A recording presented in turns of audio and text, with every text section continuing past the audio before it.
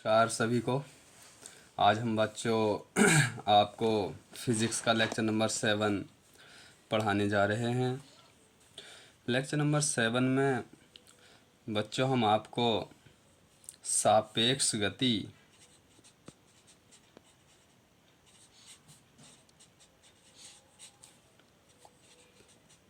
और सापेक्ष चाल या वेग और बच्चों औसत चाल या वेग पढ़ाएंगे। तो बच्चों सापेक्ष गति होती क्या है? बहुत मज़ेदार कंसेप्ट है बच्चों, सापेक्ष गति। और जब आपको सापेक्ष गति समझ में आ जाएगी तो बच्चों सापेक्ष चाल और सापेक्ष वेग आसानी से समझ में आ जाएगा। आइए बच्चों समझते हैं सापेक्ष गति क्या है। एग्जाम्पल से बहुत आसानी से समझ में आ जाता है, तो देखते हैं बच्चों मान लो एक बस है जिसमें आप बैठे हो और वो इस दिशा में जा रही है। ये है बच्चों बस और इसमें आप बैठे हैं। एक दूसरी बस बच्चों उसी रोड पे इधर को आ रही है, वो इधर से चल रही है दूसरी बस।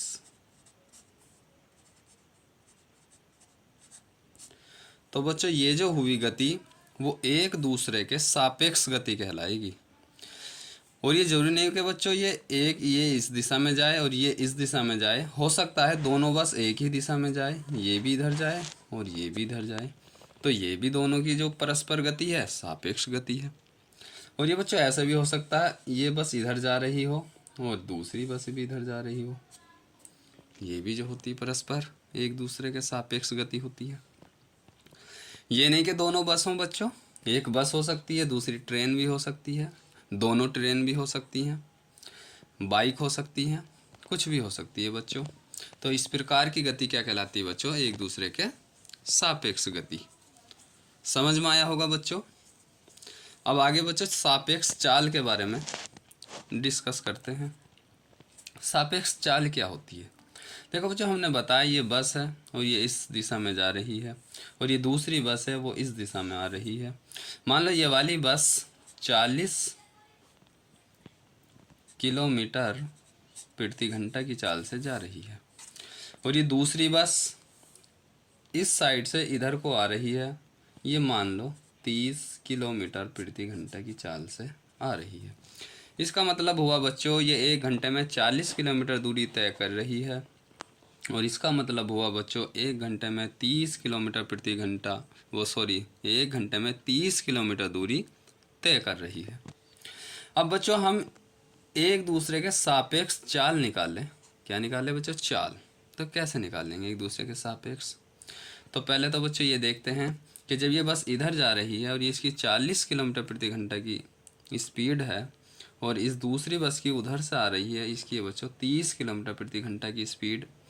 तो एक दूसरे के सापेक्ष जो चाल होगी बच्चों, देखो विपरीत दिशा है, ये इधर जा रही है, ये इधर जा रही है। तो बच्चों अगर दोनों की विपरीत दिशा हो, एक इधर जा रही हो एक इधर जा रही हो, इस तरीके से दोनों विपरीत दिशा में चल रही हो, तो बच्चों दोनों को क्या करते हैं, दोनों को बच्चों दोनों की चाल को जोड़ देते हैं।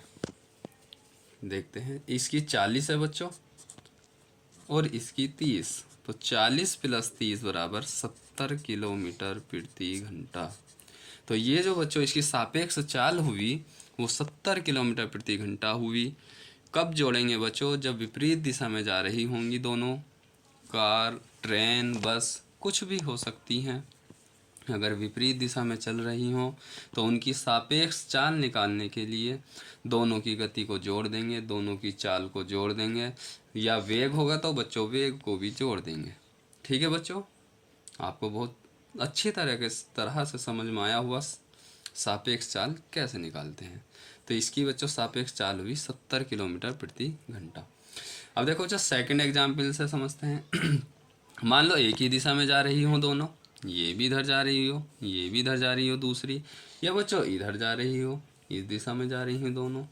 तो देखो मान लो, ये मान लो 20 किलोमीटर प्रति घंटा की चाल से जा रही है, और ये बच्चों 10 किलोमीटर प्रति घंटा की चाल से जा रही है, एक ही दिशा में जा रही है। तो देखो बच्चों, जब हम इसमें बैठे हैं, मान लो इस वाली बस में, ये भी बस मान लो और ये दूसरी भी बस मान लीजिए, तो ये 20 किलोमीटर प्रति घंटा की दर से चल रही है और ये 10 किलोमीटर प्रति घंटा की चाल से चल रही है। तो हमें ये क्या लगेगा कि जब हम इसमें बैठे हुए होंगे तो हमें ऐसा लगेगा कि ये जो है ये बहुत धीरे चल रही है, क्योंकि गाड़ी हमारी भी चल रही है, बस हमारी भी चल रही है, और ये जो है बहुत धीरे चलती हुई दिखाई देगी, जबकि इससे ये कम है। अगर ये ज़्यादा भी होगी, मान लो ये 10 किलोमीटर ये होती, 20 किलोमीटर ये होती, फिर भी हमें धीरे चलती हुई दिखाई देती। क्यों? क्योंकि हम भी चल रहे हैं। तो ऐसी सिचुएशन में, ऐसी कंडीशन में इसकी सापेक्ष निकालेंगे चाल बच्चों, सापेक्ष चाल बराबर, ये एक ही दिशा में है बच्चों, तो इनमें माइनस कर देते हैं बच्चों। 20 में से 10 घटाया 10 किलोमीटर प्रति घंटा, यानी कि सापेक्ष चाल कितनी हुई? 10 किलोमीटर प्रति घंटा। ठीक है बच्चों, तो ये बात याद रखना आपको कि यदि कोई भी दो वस्तुएं एक ही दिशा में चल रही हों तो उनकी जो चाल होंगी, जो वेग होंगे, उन्हें आपस में घटा देते हैं, तो सापेक्ष चाल या वेग निकल जाता है। और यदि बच्चों विपरीत दिशा में जा रही हो तो दोनों को जोड़ देते हैं। देखो बच्चे, एक ट्रिक से याद रखना, कभी आप भूल जाए कि कहाँ जोड़ते हैं और कहाँ घटाते हैं। तो बच्चों देखो, यह है एक ही दिशा में, एक ही दिशा में, और दूसरी है बच्चों विपरीत दिशा में। देखो क्या ट्रिक है जो याद रहे। देखो बच्चों, विपरीत, विपरीत पे आया बच्चों इसमें, विपरीत पे, पे का मतलब प्लस, पे का मतलब बच्चों प्लस, तो क्या करते हैं विपरीत वाले में प्लस कर देते हैं दोनों को। देखो 40 30 70 जोड़ा था। अब जब तुम्हें ये पता चल गया कि विपरीत दिशा वालों में प्लस कर देते हैं, तो जो एक ही दिशा में है उसे माइनस कर देना। सीधी सी ट्रिक याद रख लेना। ठीक है बच्चों, काफ़ी अच्छी ट्रिक लग रही होगी आपको। विपरीत पे आया, पे से प्लस, और जब प्लस वाला हमने पहचान लिया तो एक ही दिशा में माइनस आना, क्योंकि दो ही चिन्ह है, एक प्लस और एक माइनस। विपरीत दिशा में जोड़ते हैं और एक ही दिशा में घटाते हैं। तो बच्चों ये था सापेक्ष चाल या सापेक्ष वेग निकालने का मेथड। ठीक है बच्चों, उसके बाद अब हम बच्चों आपको और एग्जाम्पल कुछ न्यूमेरिकल्स कराना चाहते हैं। क्वेश्चन नंबर 1, देखो बच्चों, मान लो एक रेलगाड़ी है, एक रेलगाड़ी 80 किलोमीटर प्रति घंटे की चाल से चल रही है बच्चों। एक दूसरी रेलगाड़ी, ठीक है बच्चों, एक दूसरी रेलगाड़ी एक ही दिशा में, एक ही दिशा में चल रही है, और इसकी चाल कितनी बच्चों? 40 किलोमीटर प्रति घंटा। देखो एक ही दिशा में आया, और एक ही दिशा के लिए हमने बताया था माइनस, तो इसकी जो बच्चों सापेक्ष चाल आएगी, सापेक्ष चाल आ जाएगी बच्चों 80 माइनस 40 बराबर आ गई बच्चों 40 किलोमीटर प्रति घंटा। और बच्चों अगर दूरी, यानी कि जो ये एक दूसरे से, अगर मान लिया बच्चों ये एक दूसरे से 400 किलोमीटर दूर हैं, एक दूसरे से 400 किलोमीटर दूर हैं। जब ये रेलगाड़ी चलना शुरू हुई तो एक दूसरे के बीच की दूरी कितनी थी? 400 किलोमीटर। तो एक दूसरे को पार करने में कितना समय लिया होगा बच्चों? कितना समय लिया होगा? तो देखो बच्चों, समय का सूत्र होता है कुल दूरी बटे सापेक्ष चाल। क्योंकि दो रेलगाड़ी हैं इसलिए बच्चों सापेक्ष लिखा जाएगा, सिंगल के लिए लिखते केवल चाल, क्योंकि अब हमने सापेक्ष निकाली ना। कुल दूरी कितनी है बच्चों? कुल दूरी है हमारी 400 किलोमीटर, और सापेक्ष चाल आई थी बच्चों हमारी 40 किलोमीटर प्रति घंटा। तो 0 से 0 कट गया बच्चों, ये आ गया हमारा 10 घंटे। तो एक दूसरे को पार करने में कितना समय लगेगा बच्चों? 10 घंटे लगेंगे। एक दूसरे को पार कर जाएंगे 10 घंटे में। ठीक है बच्चों, यदि विपरीत दिशा आती है तो अपना जोड़ देना, यही फार्मूला लगा देना, समय बराबर दूरी बटे चाल। तो बच्चों कुछ न्यूमेरिकल्स हैं और ये न्यूमेरिकल्स है देखो काफ़ी मोस्ट इम्पोर्टेंट न्यूमेरिकल्स है। एक लड़का 10 सेकंड में सरल रेखा में एक निश्चित दिशा में 50 मीटर दूरी तय करता है तथा अगले 5 सेकंड में 20 मीटर उसी मार्ग पर वापस लौट आता है। ज्ञात करना है लड़के द्वारा तय की गई कुल दूरी, और सेकंड पार्ट में लड़के का कुल विस्थापन और लड़के की औसत चाल और लड़के का औसत वेग। तो बच्चों दूरी निकालना और विस्थापन तो हमने कल सिखा दिया था, अपने लास्ट वीडियो में सिखाया था, लेकिन इस क्वेश्चन में आए तो फिर भी कोई बात नहीं, दोबारा सिखा देंगे। और क्योंकि हमें औसत चाल औसत वेग तो निकालना ही है। तो देखो बच्चों समझते हैं। देखो ये क्या कहता है, एक लड़का 10 सेकंड में सरल रेखा में, ये जो एक सरल रेखा में इस तरीके से सीधी रेखा में निश्चित दिशा में 50 मीटर दूरी तय करता है। यानी कि ये 50 मीटर दूरी तय की बच्चों इसने ए बिंदु से बी बिंदु तक चलने में। ठीक है बच्चों, तथा अगले 5 सेकंड में 20 मीटर उसी मार्ग पर वापस लौट आता है। वापस लौट आ रहा, यानी आगे को नहीं जाके वो कहाँ आ गया, पीछे को आया। कितना बच्चों? 20 मीटर, यानी कि 20 मीटर ये मान लिया यहाँ आ गया बिंदु सी पर। ज्ञात कीजिए लड़के द्वारा तय की गई कुल दूरी। तो देखो बच्चों कुल दूरी तो देखो इधर गया 50 मीटर और फिर 20 मीटर चला, कितनी हो गई बच्चों? 70 मीटर। कितना आसान क्वेश्चन है, कुल दूरी 70 मीटर। अब इसमें कहता है बच्चों सेकंड में लड़के का कुल विस्थापन। तो देखो कुल विस्थापन, देखो बच्चों प्रारंभिक बिंदु ए है और अंतिम बिंदु सी है, तो यहाँ से यहाँ तक की दूरी यानी कि ए सी कितना होगा भाई? 50 टोटल है, 20 यहाँ आ गया तो 20 घटा दो, कितना बचा? 30 मीटर। प्रारंभिक बिंदु से अंतिम बिंदु 30 मीटर है। अब देखो बच्चों थर्ड क्वेश्चन क्या है। थर्ड है इसमें लड़के की औसत चाल। लड़के की औसत चाल, औसत चाल।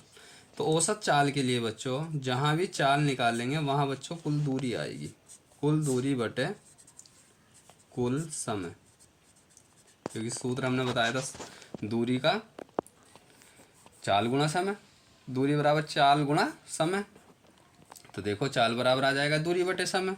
तो कुल दूरी कितनी तय की उसने बच्चों? 70 मीटर। विस्थापन नहीं लिखते इसमें बच्चों चाल में, ये ध्यान रखना। चाल में दूरी आती है और अगर वेग निकालेंगे उसमें विस्थापन आता है। तो कुल दूरी है बच्चों हमारी 70 और कुल समय कितना लगा था? देखो कुल समय लगा था हमारा बच्चों, पहले तो वो 10 सेकंड में 50 मीटर दूरी तय की 10 में, और 5 सेकंड में वापस आया था। तो 10 और 5 15, 10 + 5 बराबर 15, 5 × 15 14 × 5 70। तो यह आया बच्चों हमारा 14/3, 3 × 4 12, 3 × 18, 3 × 18, 3 × 18। बच्चों ये एक नियम है, अगर लास्ट का अंक 5 से बड़ा होता है तो उसे छोड़ते हुए उससे पहले एक जोड़ देते हैं, तो 6 का बच्चों 7 कर देंगे। तो ये आ गया हमारा मीटर प्रति सेकंड। ठीक है बच्चों, अगर ये 5 से छोटा होता तो फिर भी इसे छोड़ के 6 का 6 ही लिखते हैं हम, 6 है ना तो 6 ही लिखते हैं, लेकिन ये 5 से बड़ा है तो 6 और 1 7, एक अंक जोड़ देते हैं। और लास्ट है हमारा बच्चों औसत वेग। औसत वेग, तो वेग में बच्चों विस्थापन लेते हैं, विस्थापन कुल विस्थापन बटे कुल समय। वेग में लेते हैं बच्चों विस्थापन, चाल में लेते हैं बच्चों दूरी, तो कुल विस्थापन बटे कुल समय। कुल विस्थापन कितना हुआ था बच्चों? देखो 30 मीटर, और समय कितना लगा था बच्चों? समय तो वही है 10 + 5 15। कुल समय था बच्चों हमारा 10 और 5 15, 15 दूनी 30। तो बच्चों हमारा आया औसत वेग 2 मीटर प्रति सेकंड। ठीक है बच्चों, ये हमारा आ गया बच्चों औसत वेग 2 मीटर प्रति सेकंड। क्वेश्चन नंबर 3 देखते हैं बच्चों। देखो 3 क्वेश्चन क्या है बच्चों।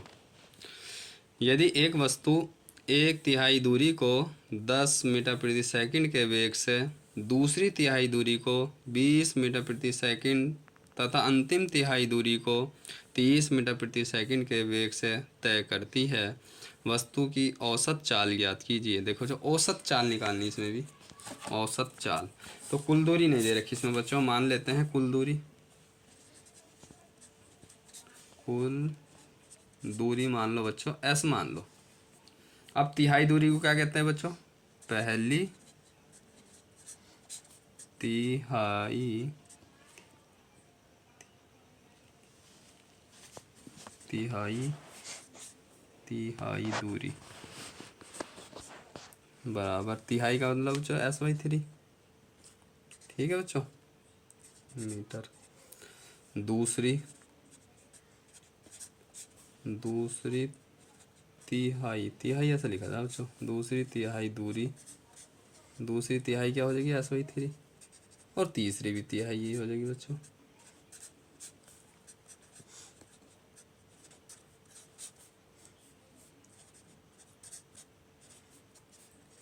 अब इसे हम तीनों को जोड़ेंगे तो यही आ जाएगा s। देखो 1 2 3, 3s/3, 3 से 3 करके s आ जाएगा। तो कुल दूरी थी हमारी s। पहली तिहाई दूरी s/3, दूसरी तिहाई दूरी s/3 मीटर, तीसरी तिहाई दूरी s/3 मीटर। अब बच्चों इसमें क्या है, इसमें कहता है वस्तु की औसत चाल ज्ञात कीजिए। तो औसत चाल का फार्मूला हमने बताया था बच्चों, कुल दूरी बटे कुल समय। तो समय नहीं दिया हमें बच्चों, जबकि इनकी क्या दे रखी है, वेग दे रखा है।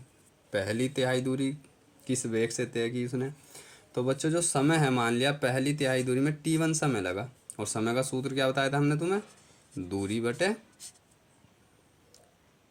चाल।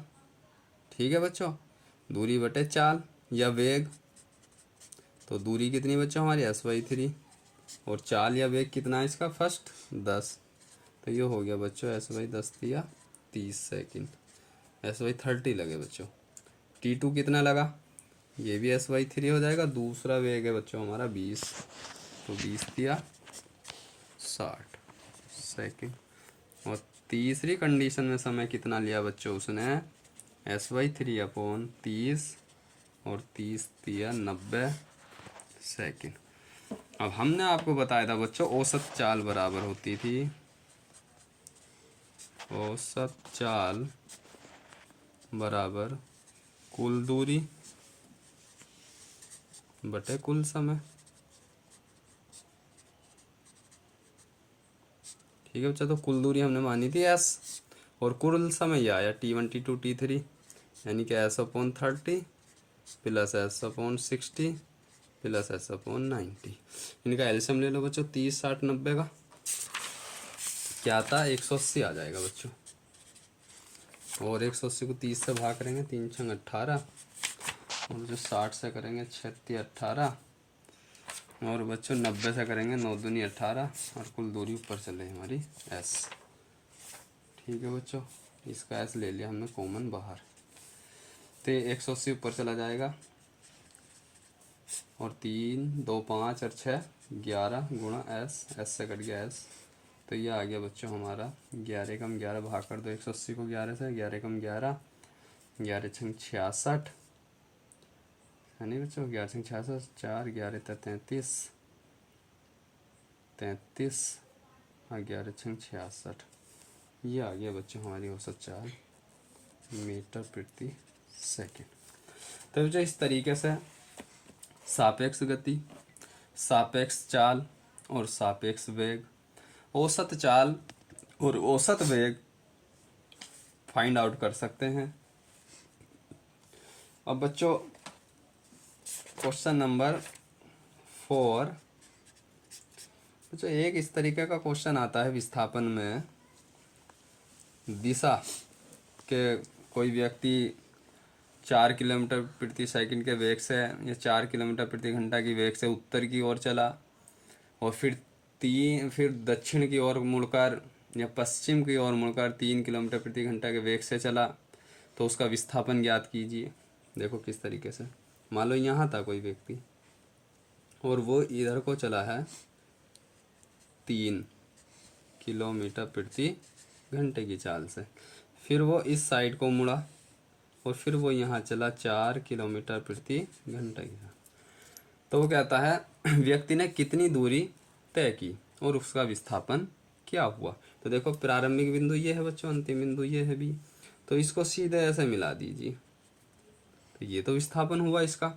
अब ये नहीं मालूम हमें ये, तो ये समकोण त्रिभुज बना बच्चों, क्योंकि 90 डिग्री है और ये कर्ण है, तो पाइथागोरस प्रमेय से कर्ण निकाल देंगे, विस्थापन आ जाएगा। लेकिन कुल दूरी कितनी तय की उसने बच्चों, कुल दूरी कितनी तय की, 3 इधर चला 4 इधर चला, 3 और 4 7 किलोमीटर। सॉरी दूरी नहीं है, ये चाल है उसकी बच्चों। ये ले लो आप 3 किलोमीटर, ठीक है चलो, 7 किलोमीटर प्रति घंटा की चाल हुई उसकी टोटल। या इसको अगर हम दूरी में ले लेते 3 किलोमीटर और इसे ले लेते 4 किलोमीटर चाल ना होके, तो इसकी जो बच्चों ये तो हुई हमारी चाल। और अब अगर हम दूरी निकालें तो 3 और 4 7 किलोमीटर। ठीक है बच्चों, ये हुई हमारी सापेक्ष चाल कह लो या कुल चाल कह लो इसकी। ठीक है बच्चों, अब देखो इसका विस्थापन कैसे निकालेंगे। विस्थापन तो ये बच्चों कर्ण है, कर्ण का स्क्वायर जो होता है लंब स्क्वायर प्लस आधार स्क्वायर, 3 का स्क्वायर 4 का स्क्वायर, 3 3 9 4 चौक 16 और इसका वर्गमूल भी होता है 25, 25 का वर्गमूल 5। तो चाहे 5 किलोमीटर प्रति घंटा लिख लीजिए या 5 किलोमीटर दूरी है तो 5 किलोमीटर और चाल या वेग है तो किलोमीटर प्रति घंटा। ठीक है बच्चों, अब ये तो बच्चों आसान था, 25 का वर्गमूल 5 निकालना।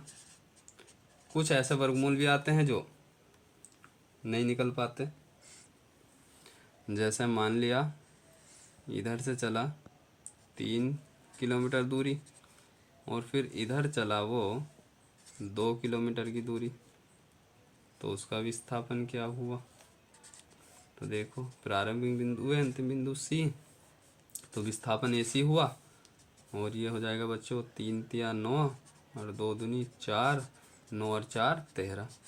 तो बच्चों 13 का वर्गमूल निकलेगा कैसे, तो बच्चों 25 का 5 हो गया था। देखो 25 का 5 5 25 और 5 ही कम 5, इसमें जोड़े बना लेते 2 2 के, तो एक जोड़ा बना 5 आया। 13 के तो गुणनखंड भी नहीं हो रहे बच्चों, तो गुणनखंड भी नहीं हो रहे तो इससे भाग विधि से निकालते हैं। निकलता कैसे है देखो, पॉइंट जिस संख्या में पॉइंट नहीं होता, दशमलव नहीं दिखाई देता, उसको बच्चों लास्ट में होता और उसके बाद 0 कितने ही लिख लेते हैं और 2 2 का जोड़ा बना देते हैं।